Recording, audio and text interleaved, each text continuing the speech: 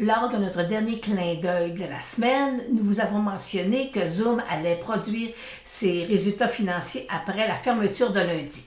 Alors, allons voir notre analyse en date du 20 novembre et par la suite, on va vous faire l'analyse après les résultats financiers. Alors, débutons la section, c'est juste du technique avec le titre de Zoom qui vont présenter le résultat financier après la fermeture de lundi. Alors, voyez-vous, c'est un présentement. Là, c'est du technique. Mon titre se transige sous sa moyenne mobile 200 jours. Présentement, j'ai un très bon support, là, autour d'environ 240 à peu près, là, autour de ça. Et là, il fait 2 fois qu'il vient, il veut venir le tester. Il nous a fait un double bas. Mais voyez-vous, il ne faut pas oublier qu'on est sous ma moyenne mobile 200 jours. Et si je tire une ligne de tendance pour voir est-ce que le titre pourrait inverser sa tendance, bien voyez-vous, ma ligne de tendance, il faudrait pour que le titre revienne autour de 340 pour dire que j'ai une inversion de ma tendance. Alors, je sais pas, c'est pas acquis.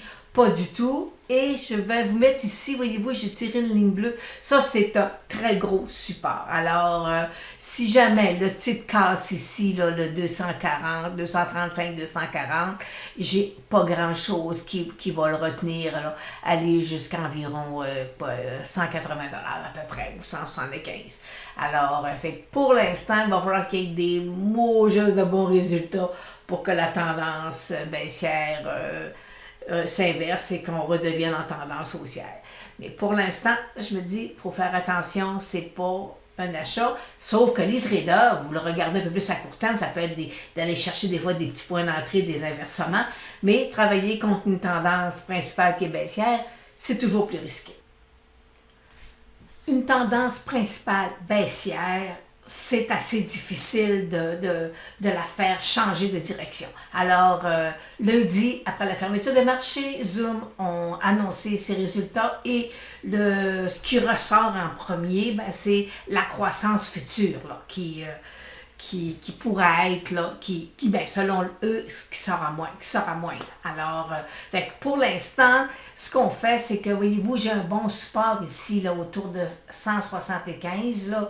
C'est le support que Zoom pourrait venir se rasseoir dessus. On a du volume depuis aujourd'hui, c'est sûr, il y a énormément de volume sur le titre, mais on sait que les traders, eux autres, ils vont s'amuser, là, à aller chercher des points d'entrée, pour aller faire un petit swing, peut-être de quelques heures ou quelques jours.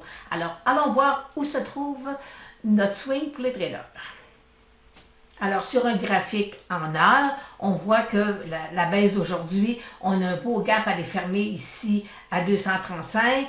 Là, on est en survendu en heure. Il y a du volume. Alors, lorsqu'à un moment donné, là, on va voir que les moyennes 8,34 commencent à vouloir peut-être à croiser, à aller revenir haussière un peu. Préparez-vous, les traders vont rentrer dans le stock. Ils vont faire monter possiblement, là, le 235 va être fermé prochainement.